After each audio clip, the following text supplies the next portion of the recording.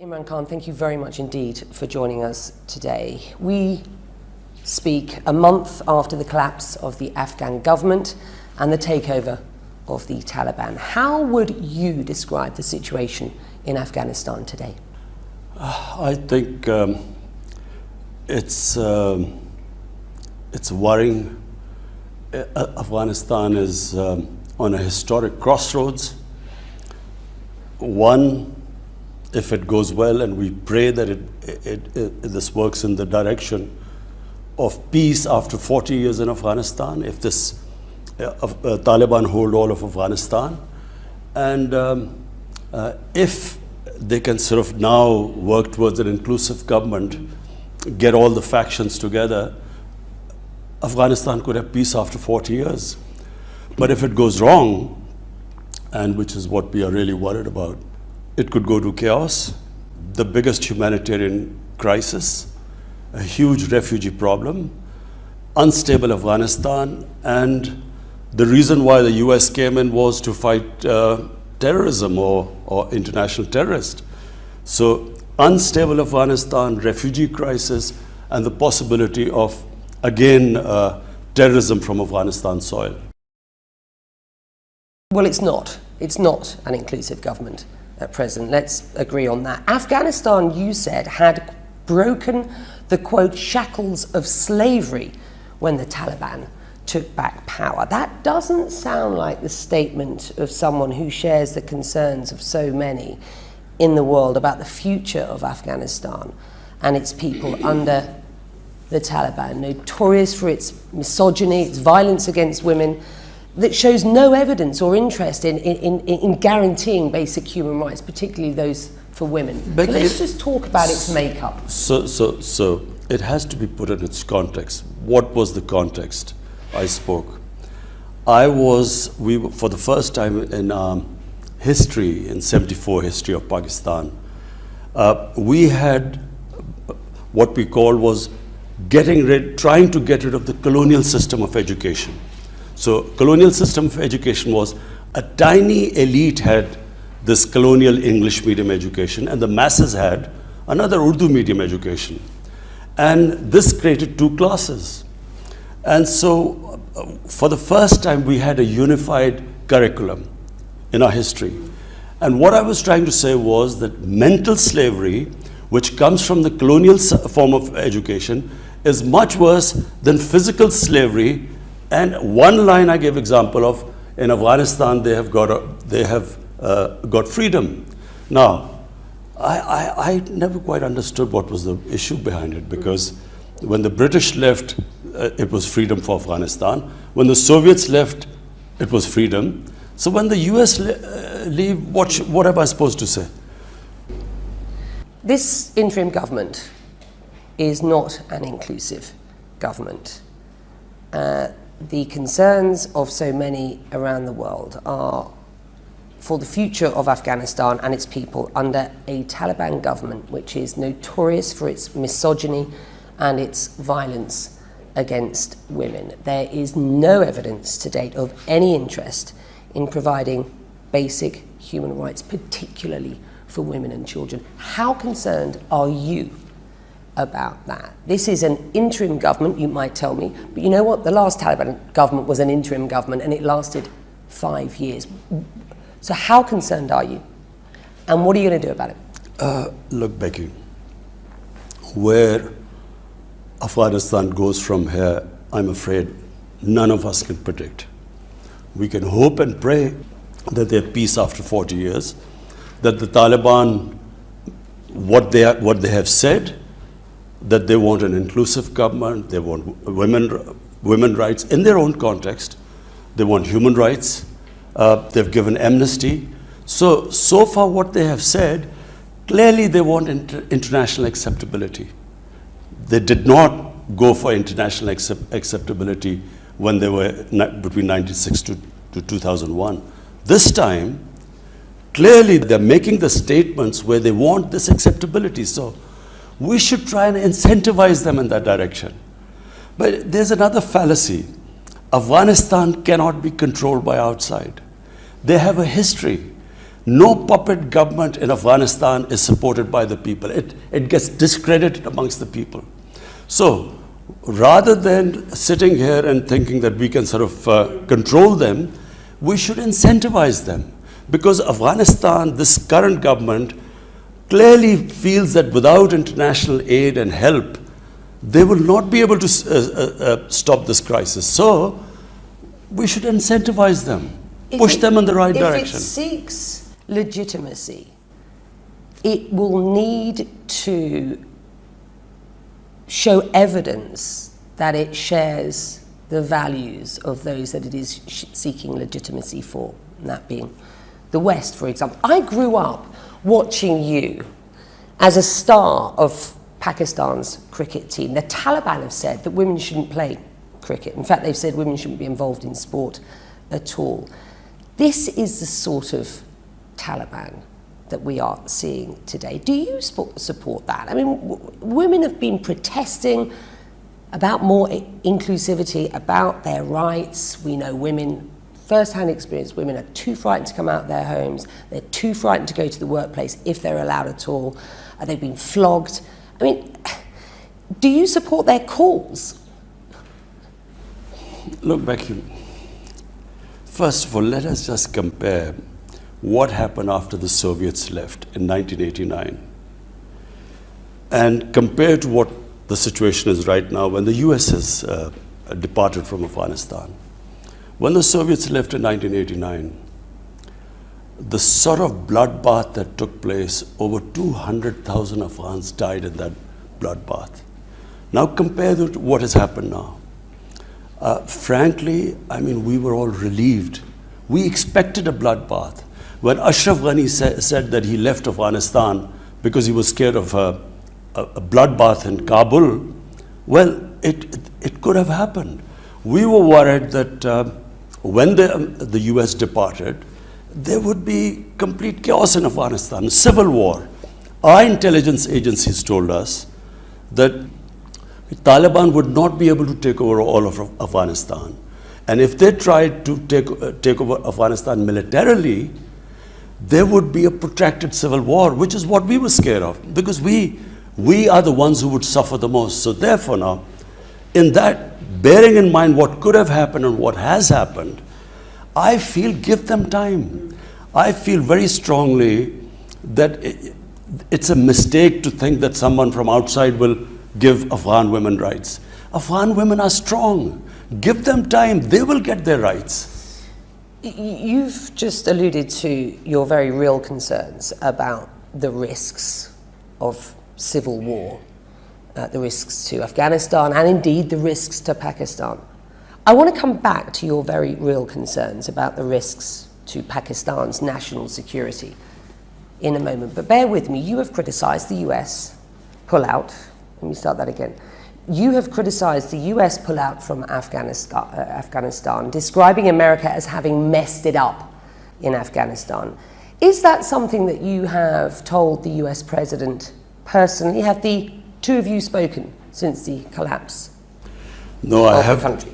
I have spoken to, then he was Senator Joe Biden, way back in 2008. After 2006, we in Pakistan began to realize that this is now going to become a quagmire for the US. I went over to the US, I met Senator John Biden, Senator John Kerry, and Senator Harry Reid. I also addressed various think tanks in the US. And I tried to explain to them there is a history of Afghanistan. What the US is trying to achieve militarily, this is not going to happen. And so they will be stuck there. Our army chief in 2010, he went over to the US. He tried to tell President Obama that you're not going to have a military victory. The Afghan army is not going to be able to, the moment you go, it will wilt. So we were warning them beforehand. And when the US should have started from a position of strength to do a political settlement with the Taliban when there were 150,000 US troops there. Let me stop you there. You haven't spoken to the President of the United States since the collapse of the country to the Taliban, correct? No, I haven't. He hasn't called you since coming into office, correct? He's a busy man. Pakistan is a major non-NATO ally, and yet no call between you and the US president. Do you see this as punishment for supporting the Taliban while they were killing US troops? Well, you have to ask him why he's too busy to call. But let me just say one thing. I heard this, the Senate hearing going on, which Secretary Blinken was asked all these questions. I want to say this, and I hope that the American politicians would listen to this. You know, Pakistan is the country. Just because we sided with the US, we became an ally of the US after 9/11 in the war in Afghanistan. The suffering this country went through. At one point, there were 50 militant groups attacking our government. In the 80s, Pakistan joined the US against the Soviets. We trained the Mujahideen to do jihad in Afghanistan. Amongst them was Al-Qaeda, where Taliban were part of the Mujahideen groups. We trained them that foreign occupation, fighting against them, is a sacred duty, is jihad, is a holy war. Fast forward to 9/11, US needs us in Afghanistan. They asked us to join us. A lot of people said that we were abandoned in 1989. The US, after the war was over, left, sanctioned Pakistan. So come 2001, George Bush asked Pakistan to help. And he famously said, we will not abandon Pakistan again. Pakistan joined the US war in Afghanistan. Was I the Prime Minister? I would never have done that. Firstly, the same Mujahideen, now we are telling them because US has invaded Afghanistan, now it's terrorism. They turn against us. Then all the tribal belt of Pashtuns on our side of the border, the Pashtun nationalism kicked in. So they had all sympathies with the Taliban, not because religious ideology, because of Pashtun ethnicity.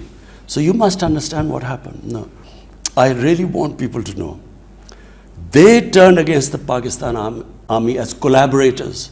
So the jihadis turned against us, the Pashtuns turned against us, and the more we tried the military operations in civilian areas, the more collateral damage, the more. So we had 50 militant groups attacking us. And on top of it, they must also know, there were 480 drone attacks by the US in Pakistan. Only time a country has been attacked by its ally. So we almost went under. Had it not been for our army, a disciplined army and best intelligence agencies, you know, we lost 80,000 people. 80,000 Pakistanis died in it. And on top of it, rather than one word of appreciation, I saw them blaming us. Well, the fact they is, said there were safe havens in Pakistan. The fact is, Washington, it seems, just can't trust Pakistan. There are calls by lawmakers to reassess the relationship with Islamabad now, to reassess its status as a major non-NATO ally. This was the exchange during the US Secretary of State's congressional testimony on Afghanistan on Monday. Republican Keating, we used to hear we had a complicated relationship with Pakistan.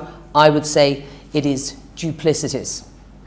Antony Blinken agreed with the assessment of the role that Pakistan has played over the past 20 years. This is the top diplomat, the US Secretary of State, and he went on to say this, Prime Minister, it's been a role that has involved hedging its bets constantly about the future of Afghanistan.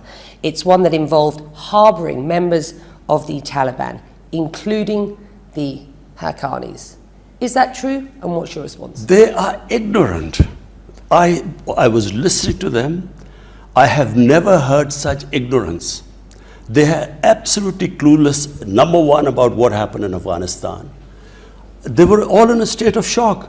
We knew, as I said, in 2008, when I met Senator Joe Biden and John Kerry, then I told them that they were not winning. Hold on. This is, Becky, it's very important.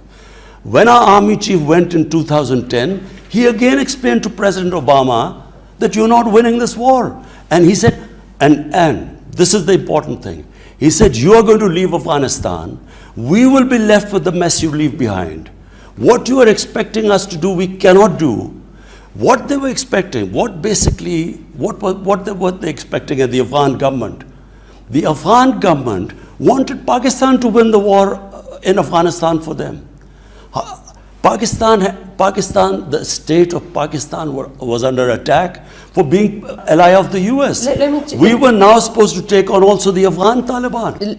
I was asking you for your response to Blinken's words specifically. He said Pakistan's role has involved hedging its bets constantly about the future of Afghanistan. It's one that involved harboring members of the Taliban, including the Haqqanis. Over the past 20 years, sir, the Haqqani network has been responsible for some of the deadliest terror attacks in Afghanistan's history. It has killed hundreds of Western troops and thousands, let me finish, of Afghan people. In 2011, you will be aware that General Mike Mullen said the Haqqani network acted as, quote, a veritable arm of Pakistan's intelligence. This is a group that now has 4 members in key roles in the Taliban government. Is it any wonder that there is a trust deficit between the West and Pakistan? It is complete ignorance. The Americans did not understand what the Haqqani network was. Haqqani is a tribe. It's a Pashtun tribe living in Afghanistan. What they are terrorist organization prescribed and designated by the US and the UN, sir, with respect. All very well calling them a terrorist organization, but do they know the origins of the Haqqani tribe? It is very important for us to explain to them. We have been trying to explain to them. The Haqqani tribe lives in Afghanistan. 40 years ago, when the Afghan Jihad took place, we had 5 million Afghan refugees in Pakistan. Amongst them were a few of the Haqqanis. And the Haqqanis were Mujahideen, were fighting the Soviets. So once the Soviets left and civil war broke out, we still had 3 million refugees in Pakistan. So in those refugee camps, and when they say safe havens, what are these safe havens? I mean, I noticed them calling the area of Pakistan along the border of Afghanistan had the heaviest surveillance by the United States drones. If the United States drones conducted 480 drone attacks on its ally, surely they would have known if there were any safe havens. So, number one of the Haqqanis family they were born in a Pakistan refugee camp. So, what they were asking us was that in these refugee camps, 3 million people living in the refugee camps, we were supposed to check which one of them was Taliban and which not.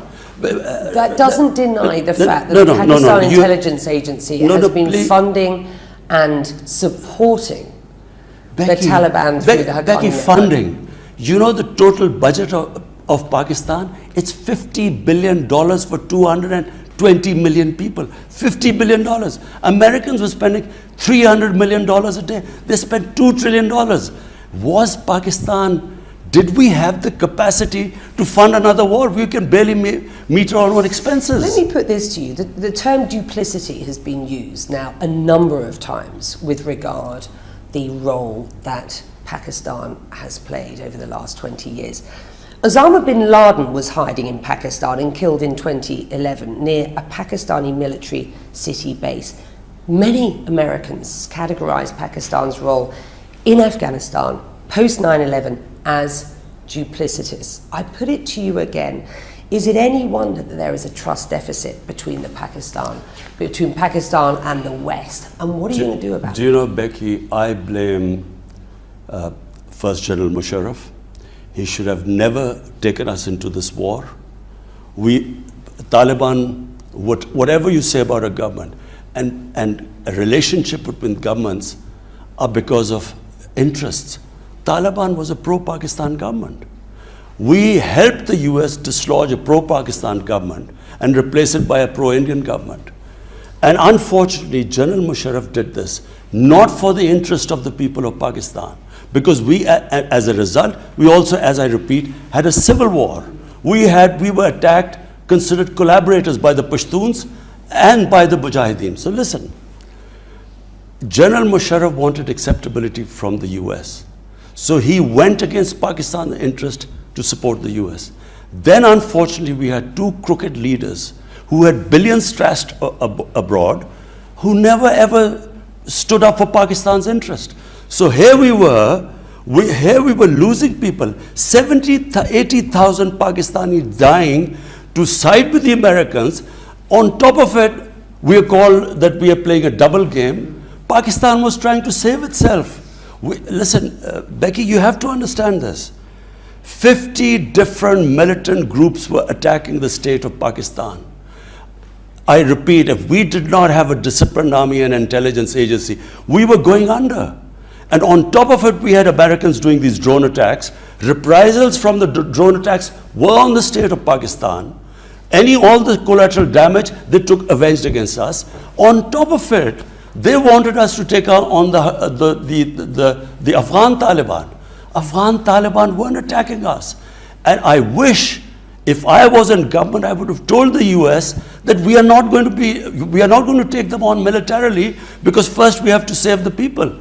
My responsibility would have been to the people of my country. I cannot destroy my country to fight someone else's war. Let's talk about this Haqqani network and its relationship with the ISI, because you have admitted that Pakistan's intelligence agency has close ties to the Haqqani network. You have said in the past that you're not sure why the US hasn't leveraged those connections to get the Taliban effectively to the negotiating table. You've always supported dialogue with the Taliban. How much do you, sir, support their ideology, and what is your red line? The strict interpretation of Sharia law as we are seeing it acted out in Afghanistan today? Becky, let's take two different things you've said. Pakistan's ties with the Afghan Taliban, Pakistan's intelligence agencies. Intelligence agencies' job is to have connections with everyone. They speak to everyone. The US CIA would be speaking to Taliban. You know, they have to. That's the job of intelligence agencies. Question is, was Pakistan in a position to take military action against the Afghan Taliban when it was already being attacked from inside? The Pakistani Taliban were attacking the state of Pakistan. You know, General Musharraf, there were two suicide attacks, insider attacks, because there were sympathies for the Mujahideen from within the army. So two suicide attacks on him. Benazir Bhutto was assassinated by the Pakistani Taliban because she was considered a collaborator with the US. So was Pakistan in a position to then take on the Afghan Taliban? Our heads of state should have clearly stated. They should have told the Americans, this is what we can do, this is what we can't do. I would have done that. Where we lost out was we had these weak, corrupt heads of states who did not stand up to the US. So let me just clarify about the Haqqani. Haqqani tribe is in Afghanistan. It's a tribe there. Some of the Haqqani leadership one was born in a Pakistani refugee camp. So and they go back and forth across the border. There is no border. There was never any border. The border between Pakistan and Afghanistan, the Durand line, there was no. My government is the first time we have fenced that border. This is the first time. So that's one aspect. Now you talk about the ideology of Taliban. My ideology is in Pakistan. We follow what we consider our Sharia. We are following our line. So let the Taliban, what we hope is, in time, they will, with a consensus, with an inclusive government, they will evolve. But Becky, have we got any choice right now? Now tell me, if you do not back this government and do not help the people of Afghanistan right now, it's not a question of Taliban, it's people of Afghanistan. If the world international community does not help them, what choice have we got? In an op-ed in the Washington Post in June, you wrote, quote, "In the past, Pakistan made a mistake by choosing between warring Afghan parties, but we have learned from that experience." How? Because your critics suggest that a, quote, "victory for Pakistan in Afghanistan," which is what many say is the case, is Pyrrhic, that playing a double game has now created blowback in terms of your own national security. Becky, in the 90s, Pakistan backed one of the factions, the other faction, Northern Alliance, or Ahmad Shah Massoud, then went against Pakistan. I felt it was a big mistake. I felt Pakistan should never have had any favorites. I feel that the Afghan people cannot be controlled from outside. So therefore, whoever is a government in Afghanistan, we should just deal with them. And my government, we reached out. I called Ahmad Shah Massoud's brothers over, invited them over to Pakistan. We told them exactly the same thing. We called the Hazara community, Uzbeks. We tried to tell all of them that, look, whatever our policy was in the past, we now believe that whoever is in power in Afghanistan, we will have no favorites. You say that you will have no favorites, but there is practically no opposition or other groups active in Afghanistan at the moment because the Taliban have taken over. And you have been accused by Massoud's National Resistance Front of getting involved in the damage and destruction that's been done to their group in Panjshir. Has Pakistan been providing drones in that conflict, that part of the conflict? Becky, do you know, we are as shocked and surprised as everyone of what has happened in Afghanistan. Our intelligence agency, our ISI, gave us a report that, number one, that the Afghan government, after the US leaves, would last for months afterwards. But they would fall, but it would last for months. Secondly, according to our intelligence agencies, Taliban would not be able to take over all of Afghanistan. They would be able to take over the Pashtun areas, which is almost half, but they would not be able to, and there would be a protracted civil war, which is why we tried our best. I called over the Taliban leadership, Mullah Brother, who's the vice prime minister. I called them over. We tried our best to make them understand that since you should not try and take over Afghanistan militarily, you should have an inclusive government, because otherwise there will be a protracted civil war. So we were as surprised. None of us expected what happened in Afghanistan. Briefly, how would you qualify the US-Pakistan relationship today? And what sort of relationship do you want to see with the US? Unfortunately, you know, our relationship during this whole, the US occupation of Afghanistan was a terrible relationship. It was, the US said we are paying Pakistan, you know, and they paid us $9 billion for civilian aid and $11 billion for military aid. And they said, we're paying you, and so we were like a hired gun. In Pakistan, people, I'm not talking about the leadership because I think we were let down by our leadership. The people felt that here, by joining the US, we had these bombs going on everywhere. Benazir Bhutto was killed because of that. Our economy tanked. I mean, we were $150 billion plus we lost to the economy. So here we were on this level. The US felt that we were supposed to make them win the war in Afghanistan, which we never could. And so therefore we had this terrible relationship based on mistrust. What I would like a relationship with the US is now, like the US has a relationship with India. You know, not one-dimensional relationship where they're paying us to fight. We want a normal relationship. So, responding to the fact that Joe Biden has not contacted you directly, your national security advisor recently said, and I quote, "If a phone call is a concession, if a security relationship is a concession, Pakistan has options," he said. Is China that option? And given the current state of relations between the US and China, is that a veiled threat of sorts? I don't actually know in what context he said it, but I can say one thing. that if President Biden didn't call, I mean, what he's been through, I'm watching him, what he's been through. It's, you know, he's been blamed for this, you know, the exit from Afghanistan. I thought he actually did the only thing right. What else could he have done? Because how could you ever be prepared for the army capitulating 2 weeks before? So therefore, I mean, I would imagine he's very busy.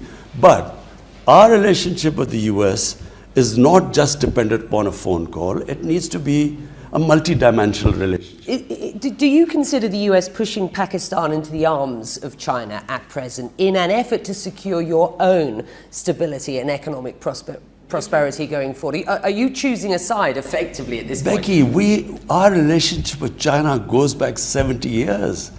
It's a very strong relationship. It was Pakistan which opened the doors of the US to China in 1970 when Dr. Henry Kissinger was introduced to China, or we were the go-between. So, I mean, our China relationship is not dependent on what it is with US. We would like a normal relationship with the US, I repeat, like it has with India.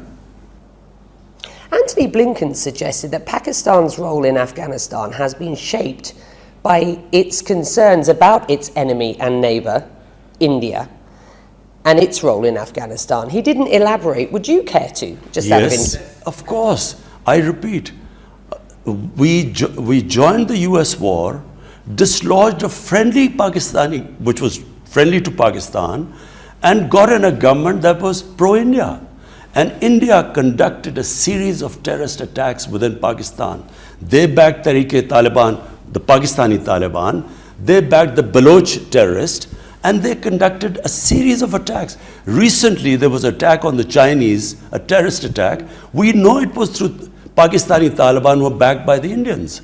So, yes, it was. But look, a country 7 times the smaller of its eastern neighbor, 3 wars fought with them, and then in Afghanistan with 2,600 kilometer border with Pakistan, if a pro-India government comes in, obviously for the security of Pakistan, there was this worry that we would be hemmed in from both sides.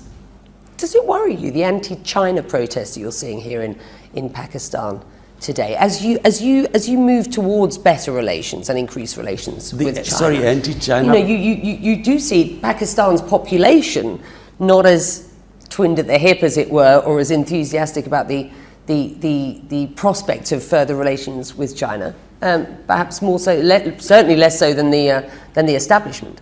The people of Pakistan have the great. You know why people of Pakistan have this deep relationship with China? Because in 1962 there was a war between India and China. Then again, when India was threatening us in Kashmir, there was this India-China had this standoff. People of Pakistan feel that China in all our difficult times has stood with us. So, I mean, if one of the few countries that the people in Pakistan have this close affection to is China.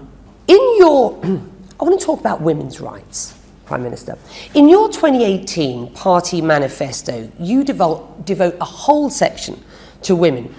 Quote, "We will effectively implement initiatives to increase women's access to education, healthcare, economic opportunity, and legal protection."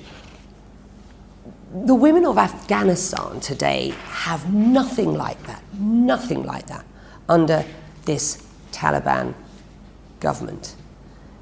How much can you accept that they are rescinding women's rights? How much can you sit as a neighbour and accept that? Becky, if you empower your women through education, women will get their own rights. Which the Taliban won't allow for kids over the age of 8. As far as I've seen, that they have given statements that they will allow women to study in university and so on. Okay? We are hearing... In Pakistan, what we have done is we have actually paid stipends to poor families to get their girls to study in school. Because we feel if the child studies, if they have education, They will get their own rights. Are men and women equal in your eyes? Just one point. No foreign country can impose women's rights on another country. The women in England went through a struggle to get their rights. The suffragettes went through a big struggle. I'm asking you because this is really relevant to the issue of this interim Taliban government. Should women have access to the same roles in public and in private life? Of course, women should have the ability in a society to fulfill their potential in life. So you won't be able to support a Taliban government that doesn't allow that? Is that what you're telling me? No. What I'm saying is that you cannot impose women's rights from abroad. It's never happened in human history. But what you can help them, and that's why the international community should engage with them, they should incentivize them. And so far, these are basic human rights. But you can't incentivize a government. Incentivize them to educate them. Basic human rights. Becky, incentivize them to educate the girls, the women. They will get their rights. Afghan women are strong. Let me just talk about some issues of women's rights here, finally, in Pakistan. Earlier this summer, the daughter of a former Pakistani diplomat, Noor Muqaddam, died after being allegedly tortured and killed by an acquaintance. What's your response to that case? I'm following that case personally. It is one of the most horrific cases that shocked the country, and we will ensure that he gets punished. The state will ensure, and as I said, I'm following that case personally. Activists have demanded Parliament pass a law criminalising domestic violence. Where do you stand on that, and do you think that will happen? We have, our government has passed the maximum number of laws for protection of women. We have not only incentivized parents to send their child to school, we have a special program where we help women the real problem is rural women. And even in Afghanistan, there's a difference between urban women and rural women. So we are actually empowering them in rural areas, how they can improve their living, giving them loans. Do you support calls for more empowerment, more rights for Pakistani women? Of course. But Becky, my basic thing, look, my family, one of my sisters is a doctor. One is an economist, one is a businesswoman. We have strong women in our family. Why? Because they were educated. I believe if you educate your women, they will get their position in society. They will fulfill their potential. People have been protesting across Afghanistan in the past couple of weeks. Finally, I just want you to explain why you think these anti-Pakistan protests by hundreds of Afghans today are going on. They certainly seem convinced of Pakistan's involvement in their country's affairs. Because Becky, the Afghan government, for their failures, they kept blaming Pakistan.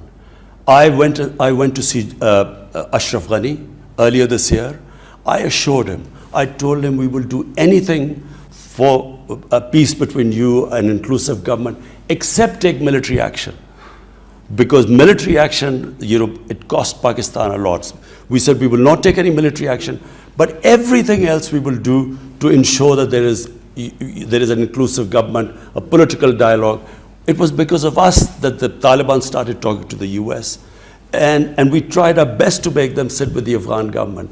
The Taliban were ready for having an inclusive government with everyone else, but they refused to sit with the Afghan government. They believed it was a puppet government. Now, the Afghan government kept blaming Pakistan. Unfortunately, the Afghan government is to be blamed. If Afghan government had given good governance, if they had not so much corruption in their ranks, maybe they would have had more acceptability in Afghanistan. Why did 300,000 Afghan troops, why did they surrender without a fight? And if you do a proper analysis of that, you will know why the US failed and the Taliban succeeded. I promised to ask you about the risks to Pakistan's national security if the situation in Afghanistan doesn't improve. So explain what you believe those risks are and just how concerned you are at present. The biggest concern are refugees. We already have 3 million refugees in Pakistan. We cannot, our country cannot afford more refugees. We have come out of a very difficult economic situation. We cannot take more refugees. The second worry is terrorism. We had 3 sets of terrorists in Afghanistan using the soil to attack us: ISIS, Pakistani Taliban, and the Baloch terrorists. So if there is chaos in Afghanistan, if there's not stability there, then we have these 2 major problems looming in front of us. We are the country that is going to suffer the most. With that, we'll leave it there. Thank you.